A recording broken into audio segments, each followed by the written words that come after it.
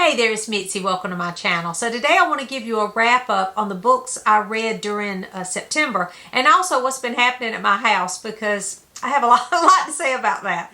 So the first thing is the books that I read in September, and I have notes to try to keep up with everything. The first book I read was The Fortnight in September by R.C. Sherriff. I meant to read this last year and didn't get to it. So I said this was going to be the first book I read in September.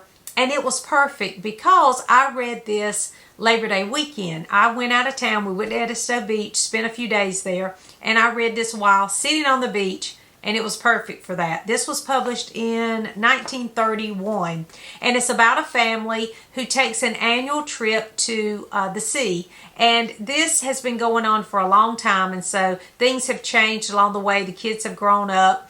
And it's from each one of them's perspective, and it's about how they interact with one another, as well as what they're thinking as they prepare for this trip, this annual vacation, or holiday as they call it, a holiday by the sea. And I really enjoyed this for my vacation, for my little time by the sea, because it's really... I don't know, you can really relate to the thoughts that they're having as the different family members are interacting and then sharing in this annual holiday that they take. And nothing really happens in the book, but still it was a great read for my little vacation at the beach. So I do recommend this. Again, it's a quiet book. There's not a lot that takes place. But it's a great one for the beach because it's about this family's experience there and how they are trying to solve some issues that they have, not necessarily sharing those things with the family. A lot of it's just their thoughts about those things, but how they process that during this holiday. So I do recommend this, especially for September and especially for a Labor Day weekend. That would be great too. But if you want a little beach read, this is perfect for that. The next book I read was by Kate Morton. It is The Lake House, and this was published in 2015, and I buddy read this, by the way, with Elizabeth over at Lizzie Faye Loves Books. This one is a dual timeline, which I think every one of them I've read by her so far are dual timeline. This one takes place in the beginning in the 1930s from a teenage girl's perspective. It is, they're at their little country house and they're having a Midsummer Eve's party, and that night her little brother goes missing, and then they never find him. And so then the other timeline is modern day, and it's this woman who is an investigator, and she pulls up this cold case about this young boy who was, missing from so long ago in the 1930s. And so then the two stories, of course, are intertwined together, and as it goes, you learn more and more about what really happened that night at this lake house. Now this one for me started slow, which all of the Kate Mortons I think kind of start slow. I've heard different people talk about her book starting slow, but I think she has a certain method where she kind of brings in characters little by little and kind of strings you along a little bit, and then it kind of ramps up as you go. So you kind of have to be patient with her as she tells a story, but she's a great storyteller. I love her books. This was not my favorite, but I did enjoy it. The problem with this one for me was there was one relationship I was about, and then I didn't feel like I could root for this certain person. And then at the end, it felt far-fetched to me. It just was wrapped up too nicely, I guess, by the end. So that was a little far-fetched, but I did enjoy reading it. By the middle of it, I was like really consumed by it and wanted to know what was going on. Everyone was a suspect, of course, and I was trying to figure out what exactly had happened to this little boy that night. So I do recommend this. I love Kate Morton, and I do have a couple of hers left to read, so I look forward to reading those. The next one I read was The Secret at Lone Tree Cottage by Carolyn Keene. You recognize the name, I'm sure, Carolyn Keene, because that's the pen name for the Nancy Drew series. And so I have been looking at these for quite some time. I want to gradually collect these along the way and read them. And I think I have the third one too. This is the second in the Dana Girls. girls. This is called the Dana Girls, and instead of one girl, Nancy, there are two girls, Jean and Louise, and they're sisters. And so this is the same sort of thing as Nancy, but it's two girls instead of one solving the mystery. So in this one, the two girls, Jean and Louise, have a favorite teacher, and that teacher comes up missing. And they go on the hunt to find out where their teacher is. They find her car on the side of the road, and the keys are still in the ignition, and it looks like she has been abducted. So then the story goes from there. We find out some mystery, some secrets within the family, within this teacher's family, and that leads to clues to solve the case. And of course, there's danger along the way. I did enjoy this one. I didn't enjoy it as much as the first one in the series. I really loved it. And not as much as I have enjoyed most of the Nancy Drew books, but I enjoyed it enough to continue because I loved the first one so much. It was an okay mystery, but I do have the next one, I think, on my shelf. It's called, I think I wrote it down. Oh, this was published in 1934. I don't think I told you that. It's called In the Shadow of the Tower. So I look forward to trying another one. Have you read any Dana Girls? Let me know that in the comments. The next one I read was Hooray for Homicide by James Anderson. And this was published in 1985. And it is a Murder, She Wrote. It's the second in the Murder, She Wrote. But if you look this up, in the series itself, this is actually called the Jessica Fletcher #2 because there are actually two different series for Murder, She Wrote. The first four are based on the television episodes themselves, so they kind of just made a novel of the episode. And so these are the Jessica Fletcher books. And then I can go watch it after I read it, so I like that about it. And then the other series, I don't know that any of those are actually episodes, but they're based on the character from the show Murder, She Wrote. So I'm really enjoying these. And this one, it's about a multimillionaire, and he is out on his yacht, and a storm comes up, and he is washed off of the deck of the yacht or whatever, and goes overboard. And so they think that he's drowned. Well, that night, his 4 daughters are all also on the boat with him. And so, of course, they think something suspicious has happened.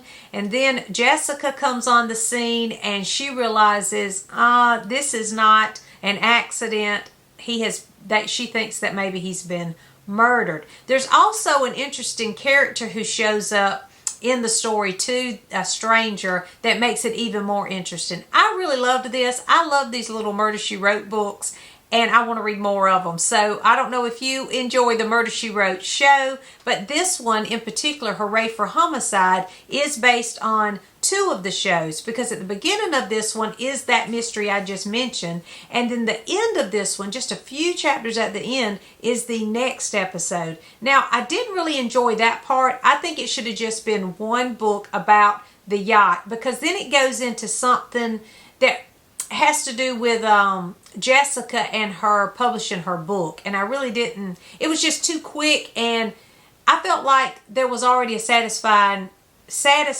ending of the other one, and we didn't need to go into that. They should have made that a different book. I don't know why they didn't, but anyway, I enjoyed, for the most part, I enjoyed this one a lot, and I look forward to picking up more Murder, She Wrote. The next one I read was Time and Again by Jack Finney. This was published in 1970. I've already talked about this one in my September-October TBR spin, so you can go back and hear more details about it. But if you enjoy time travel, back to the 1880s especially, you might want to give this one a try. The next one I read was Destination Unknown by Agatha Christie. This was published in 1954, and it also has another title, as so many Agatha Christie's do, So Many Steps to Death. And yes, I have it in both titles, because why not? Because I love Agatha Christie. So I read it in this one, Destination Unknown, because I could use it for a prompt.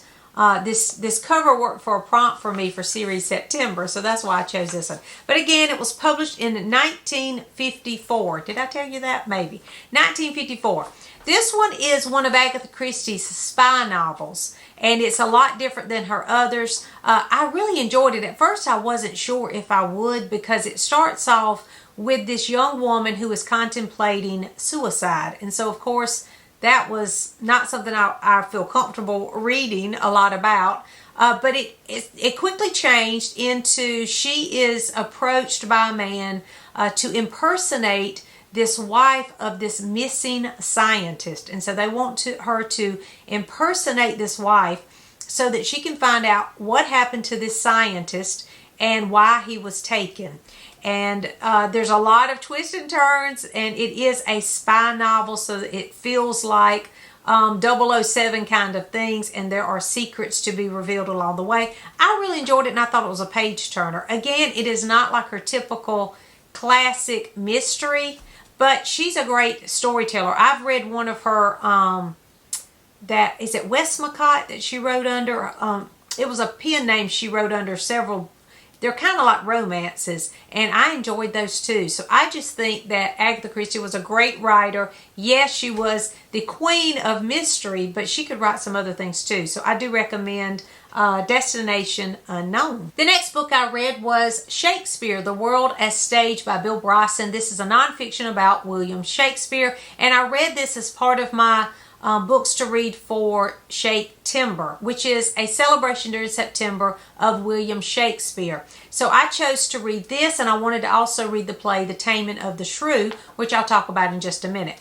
But this was not very long, and I needed it to be longer. There just wasn't enough details. However, at the beginning of this book, Bill Bryson says, look, there's not much to go on about Shakespeare. I'm going to do the best I can. So I knew going in that there just wasn't that much information on him, and he was as thorough as he could be based on his research. I did enjoy it, though. It was like a conversation, and I like that kind of nonfiction. It wasn't, sometimes nonfiction can be overly technical and detailed, and I guess because he didn't have that many details, he wasn't. But I find that I tried one of his other books, A Walk in the Woods. I didn't finish it because of the language. But I find that from reading that and this one, he is very conversational in the way that he shares the information. And I do like that about it. So I do recommend this book for any Shakespeare fans out there, especially for Nonfiction November. This would be a great one for that. And then for The Taming of the Shrew, I'll talk about that later on when I talk about my stats. I'll talk about Taming of the Shrew. The next one that I read was Cherry Ames, Student Nurse, and that was published in 1942. Hang on, let me grab that book. The next one I read was Cherry Ames, Student Nurse by Helen Wells, and this was published in 1942, and I read this as part of series September because this is first in a series, and it's like a Nancy Drew type book. This read more like a young adult book, but a middle grader would enjoy it today. This is about a girl named Cherry, and she is starting the nursing program, a nursing school. And it's a lot different, I think, in this book than it is today. Now, if you are a nurse out there or know anything about the nursing program, you can answer some questions for me in the comments about this, because I did have some questions. She goes to school. She's leaving at the beginning of this. She's graduated high school, and she is going off to nursing school. She goes to nursing school, and it's pretty much at the hospital where she is going to stay. She has a room to herself, and then the very morning that she starts this school, she has on a uniform. Now, she has to earn her cap. I know they have to earn their cap, but she has on a uniform, and she goes immediately to a ward working with patients. I found that to be alarming. I found that to be different.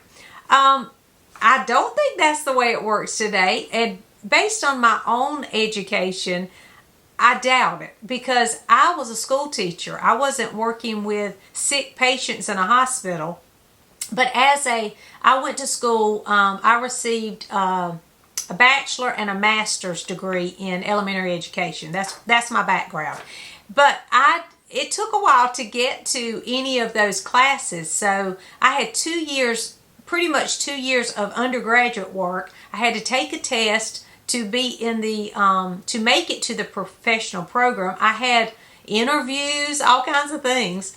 And then I was able to actually teach classes, teach in the school. I couldn't just get up there and start working with the students until I did all these other things. So I would think that it would be the same with the nursing program. You would have to do some undergraduate work, and then you would gradually start doing some things before you ever were, touching the patients and interacting with the patients. Let me know in the comments. I do know that this was, World War One and World War Two, and, because this is 1942, so they have had a lot of war during this time, and there is a great need, I'm sure, for medical people.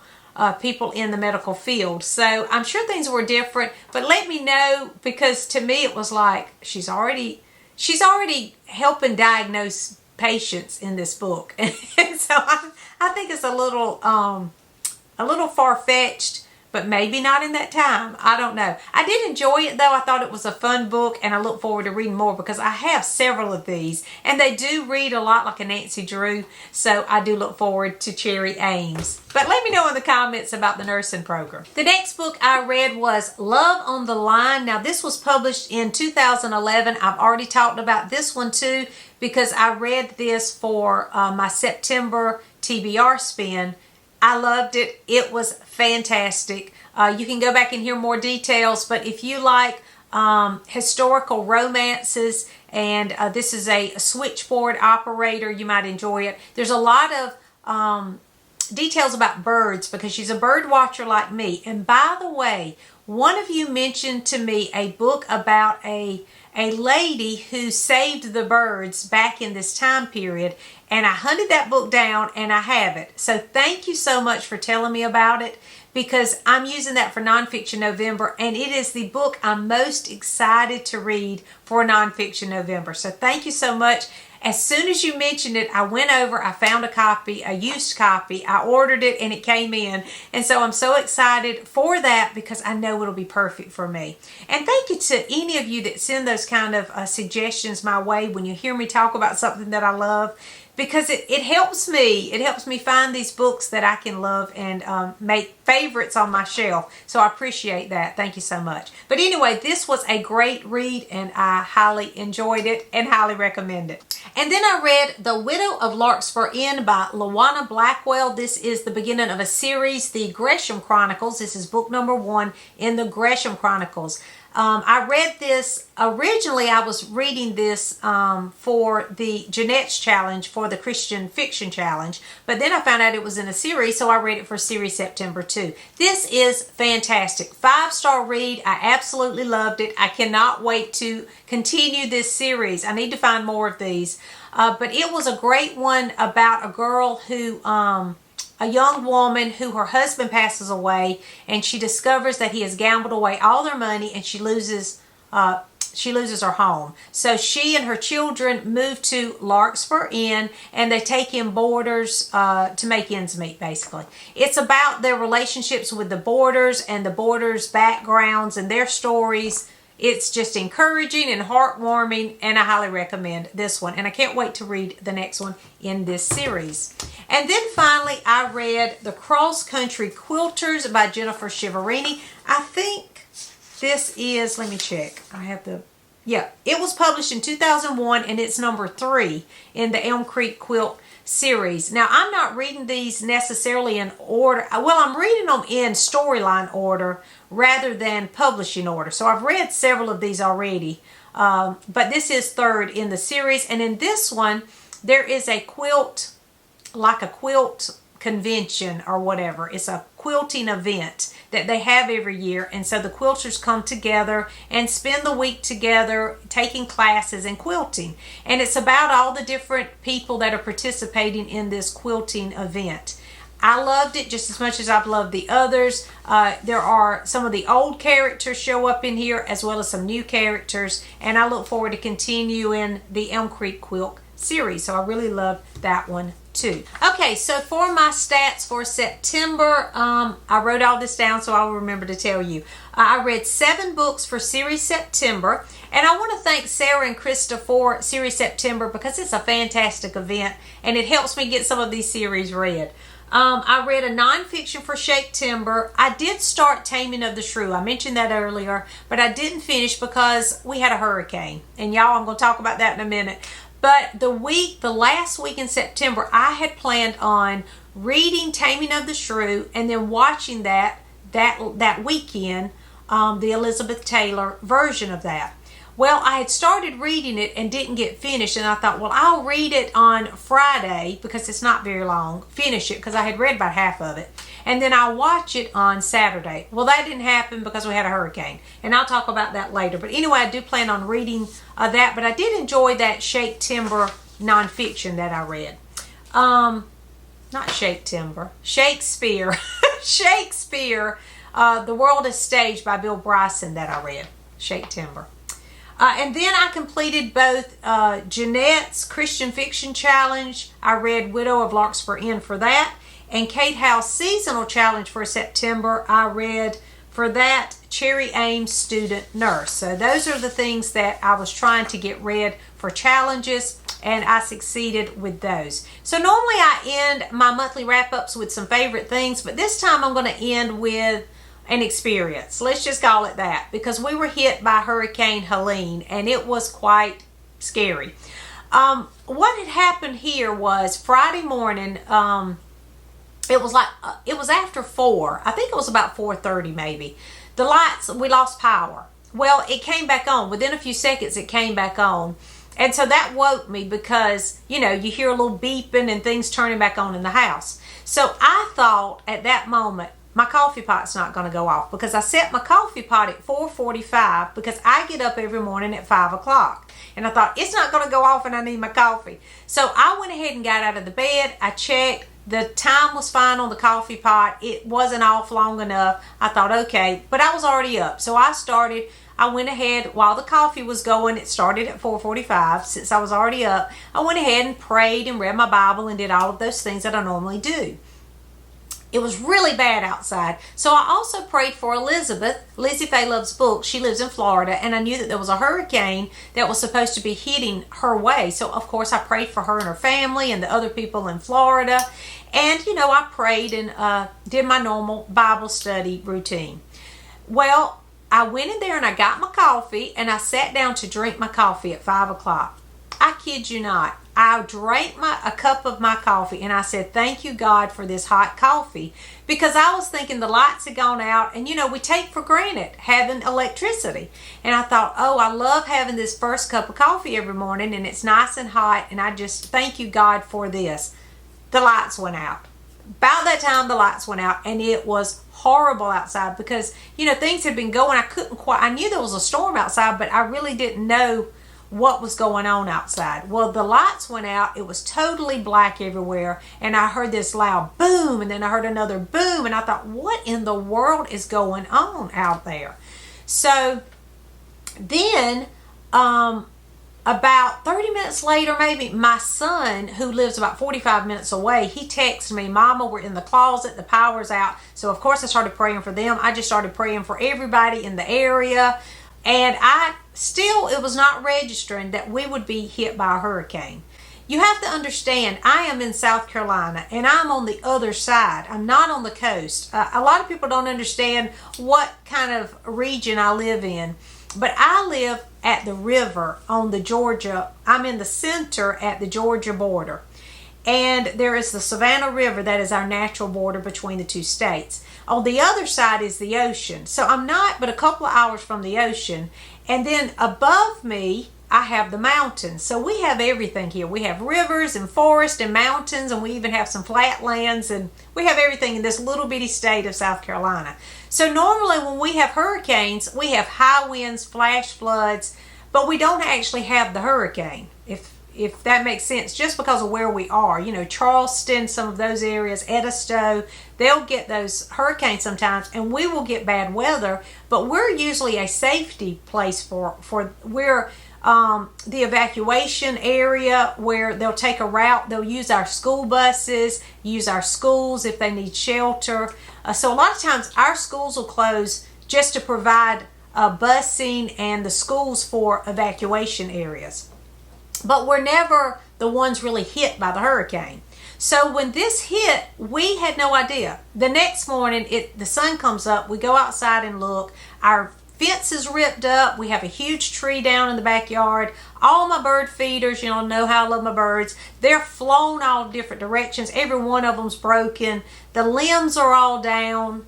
And I'm like, oh no, and I'm still thinking a tornado, because I did hear something that sounded like a train at one point. So I thought maybe, and a tornado could have hit, I don't know, but it was the hurricane that did all this. So a little bit later, we get this warning. Now, we never got any kind of warning of anything before this. But we get this, little sound and alarm on your cell phone, and it said, power lines are down everywhere. Do not travel, basically. Well, then we can't get in touch with a lot of people because power's out everywhere. Cell phone's not doing the greatest. Internet's down. So we're not really sure what's going on. Everybody's trying to text one another. My son gets a text from one of his band members saying they had to crawl out of their house, but they were okay because 2 trees had hit their house and the house was a total loss. We had people down the road later, I found out, right down the road from me, a couple was in their bed and they were killed by 2 trees falling on top of them. Right down the road from that house, a man who was from New York was staying in a bed and breakfast. A tree killed him, hit him. I kid you not, I have never seen so many trees on top of houses, cars, building in my life. I mean, a couple of days later when we were able to go, because most streets were blocked from so many trees. And so the power has been out here across our area. And so I had in my mind, okay, an hour above us or below us, we could go get groceries and things. No, they're hit too. So we finally did get our power turned back on. People are gradually getting power on, but they're telling us it's going to be a long time. And some people were even without water. We did have water, but as uncomfortable as it was to not have power and to have my tree down and a fence broken, it was nothing compared to what the stories now that were coming in. The next day, we received a phone call that my husband's aunt had been killed in a house fire. She was burning candles and she was caught the house on fire, and she wasn't able to get out. So that happened too. So I'm just devastated, but because not only that, but I also received word from a friend of mine about her family members in the mountains. Y'all, it's horrible. The mountains, there are towns that were just swept away by the flooding. The mountains, we don't get hurricanes in the mountains. That's like saying getting a blizzard in Florida. So, we're just not prepared for that. And so it's devastating. There are towns just wiped away from the flooding, and you're on the side of a mountain, so it just washes down.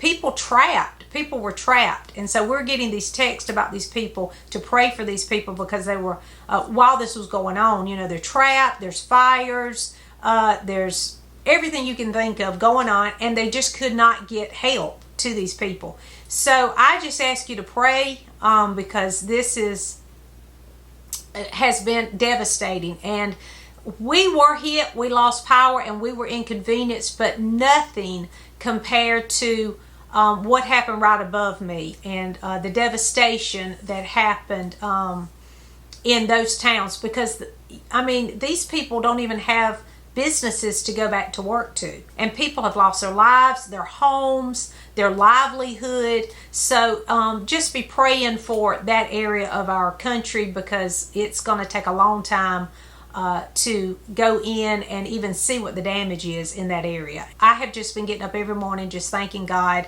for the beautiful sunshine and the birds singing to me. And I thank you for all of you that have reached out to me too and checked on me. I appreciate that so much. So those are the details that I can share. That's the experience I had. I just am thankful that we are up and running again, and I am now participating in Victober. I've read a really good book for Victober already, an all-time favorite book. I can't wait to tell you about that in another video. So let me know if you've read any of these books, and if you participate in any of these reading challenges, let me know that too. Thanks for watching, and I'll see you soon.